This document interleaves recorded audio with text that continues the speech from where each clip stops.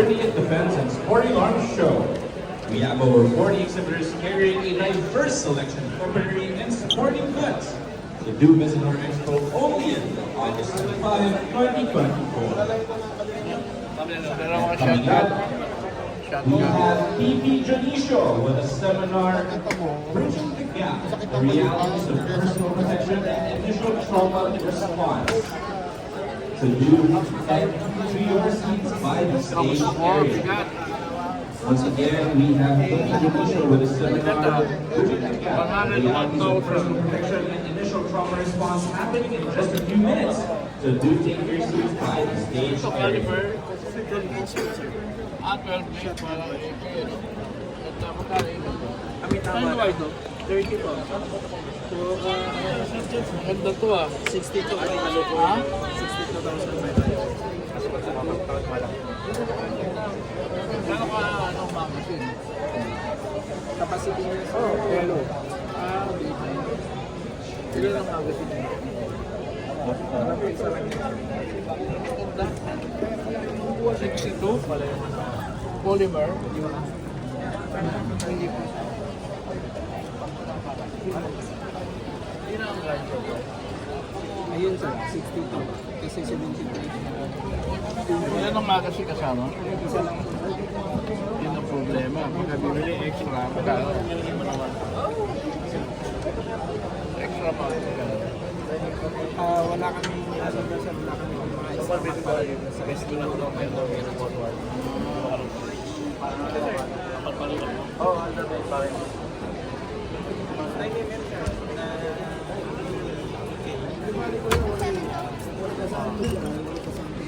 100,000.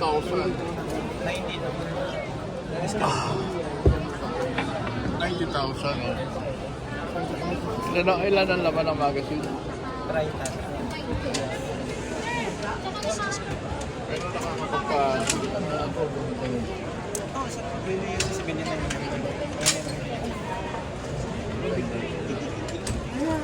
Gusto niyo ba na 5.6? Pwede naman ang sasabihin niya. 7.6 ito, mabait yun.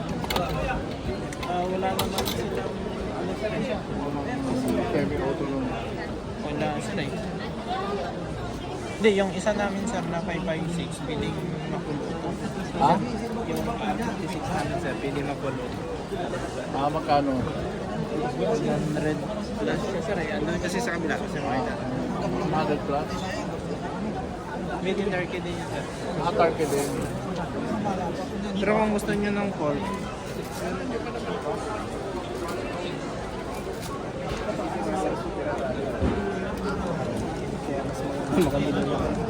Ano ba ba yun? Eh, wala pa daw guidelines eh. as of now sir, yung mga tao ng passport sa church lang sir, ina-allow daw sir. Basta semi-auto lang. May balita na babaguhin kaya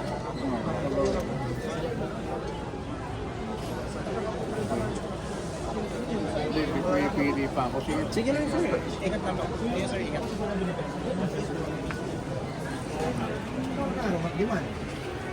Sige, sige, sige.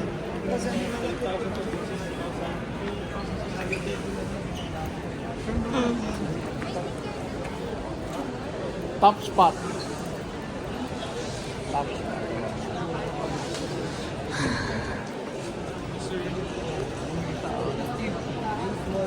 Ay, Thompson.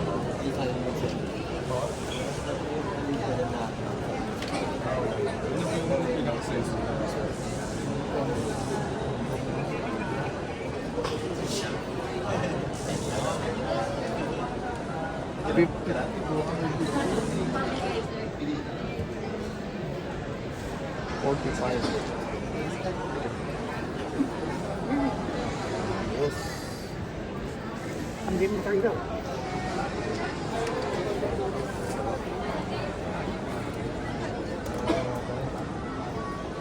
Steve, paano ba yung ano to?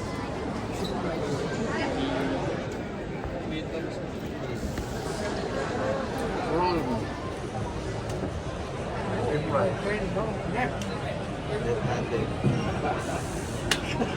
Kaya pala.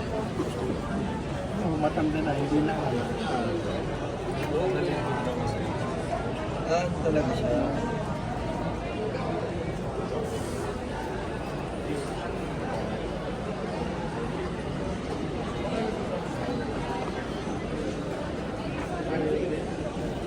Ito, napakamahal ito, 1.3 million. Grabe. Ay, Diyos ko. Ang mahal pa rin, 1.3 million. Mahal pa sa kotse yan ah. Ito, ganun din. 1.350 million. 350,000. Grabe naman na rin. Ganun din ang putok niyo, 30. Ay, Diyos. Hindi na. Mamahal ang kotse pa. Kaya kailangan mahilig ka na sa ano. 700,000.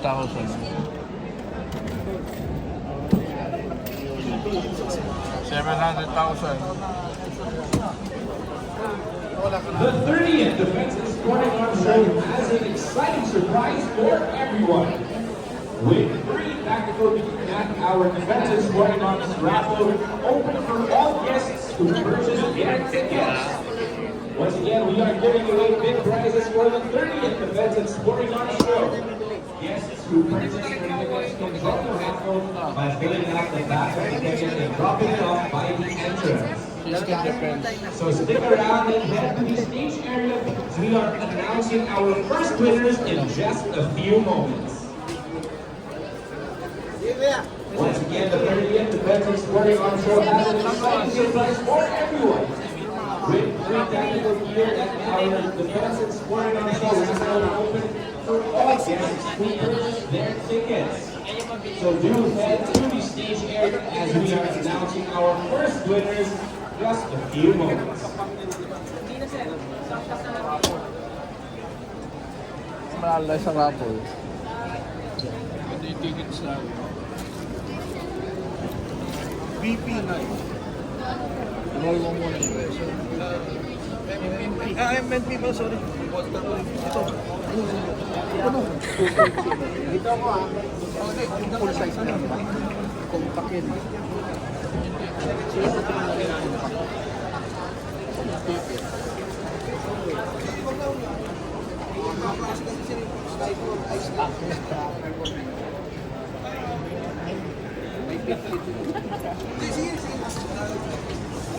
Pre, tingnan mo.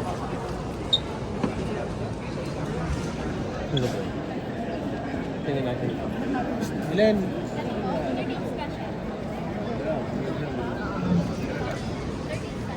Smith ba? Smith ba ito? Hillbell.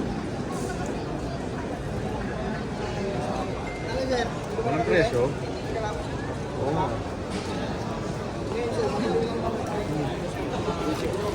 Meron ako dati niyan, 686. Once again, the 30th Defensive Sporting Arms Show has an exciting surprise for everyone. Win free tactical gear at our Defensive Sporting Arms Show raffle open for all guests who purchase their tickets. Calling on stage, we have Mr. Nino Rodriguez to facilitate our first raffle. Yung first raffle. Okay, good afternoon. So we will be giving away 1 Chris Vector cap from Tactical Precision Trading and 1 secure bag from Secure Arms. So thank you to Tactical Precision Trading and Secure Arms for our first giveaway for the Vector cap. We have Picture mo sila gaganda dyan. Yan. Ruger.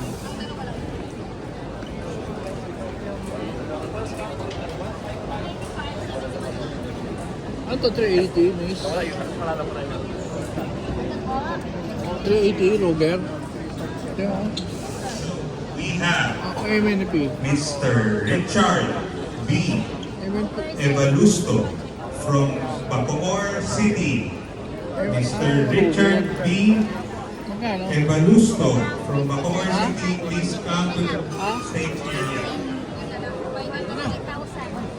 Magkano ba ang pasel ng price ito? May laser ba? Ayun.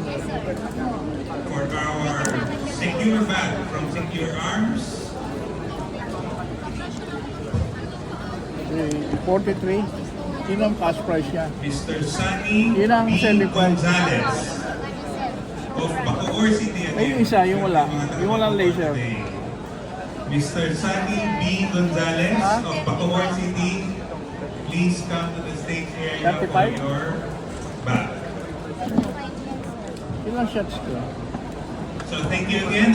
We will have another raffle Ah? at 4 p.m. today. Thank you. Ilan? 22 lang ba ito? Ay, ako nito. 380. Wala? Yun lang?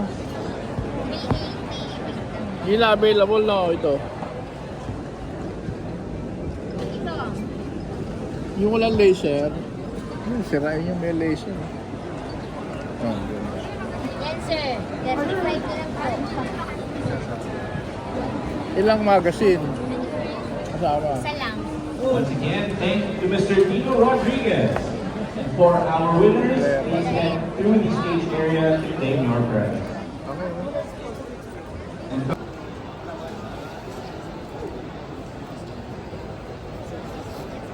On behalf Ngayon of sa Mall of Blades and Asia, Bullets Philippines, SMX I Convention would like to introduce Center. myself. My name is Dr. Adrian 30th, Gartula. I'm an orthopedic apat, surgeon by profession and Gansyo. also an instructor in Rapid Kaya Dominance po. Sukali, Philippine martial arts.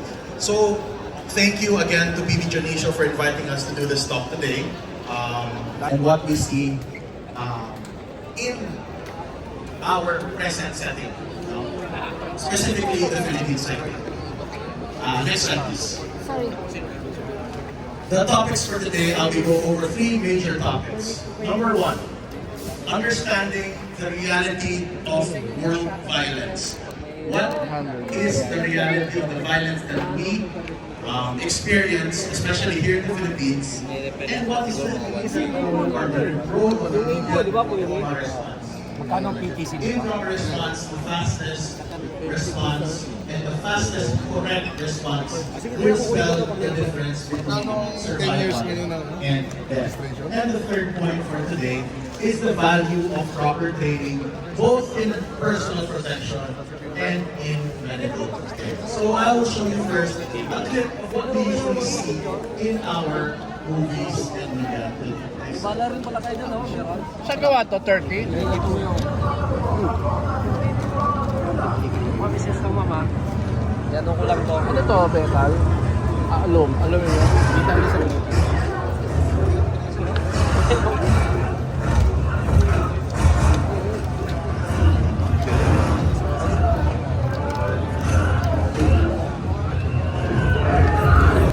Ayan o.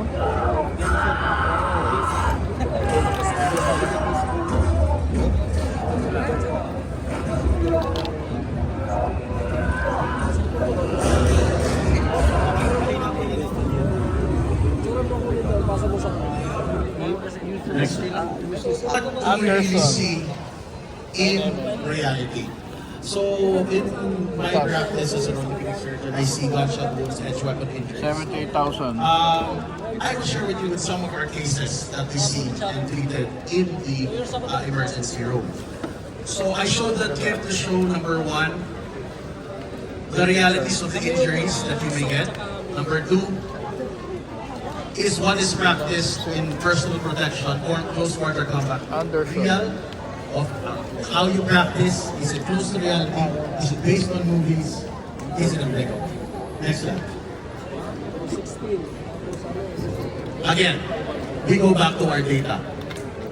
First, I got worldwide data based on the trauma cases seen in the whole of, or in the cumulative data of all the countries. Trauma is the first and foremost thing we see when we do Automatic ERGs. mo na? There are 50 million visits seven lang. and which are related trauma from Ano po? vehicular accidents, trauma from I-release siya, domestic violence, naka-semi trauma lang from siya. accidents. Okay?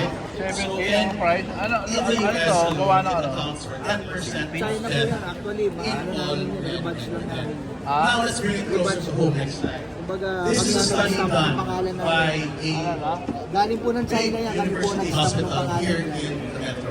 Made in China. If you would see Pero ito, alum to. the most Alloy. common mechanisms that they saw in Problema kasi the treatment dito, baka bumigay. are Ay, hindi ko mabigay yung kahoy. Ano to ka? Ang walang kahoy yan, ito eh, bakal to eh. and these Wala yung lead basta-basta to bumibigay death. kasi. Okay? So, So 26% plus 33%. That accounts for the majority of the trauma-related deaths here in our city. So, Yan ang what magazine, can we kasama. conclude? So, Dalawa we po. need to conclude that intentional causes of injury have a high rate of Approve naman yan, sir mortality. eh. Hindi And pa lang with na... that, this highlights the mga need nag-a-apply na. for us to have a holistic public Dalawa po. health Marami naman po aftermarket. decrease violence. Ha? Marami aftermarket ito, marami po mabibigay mga to avoid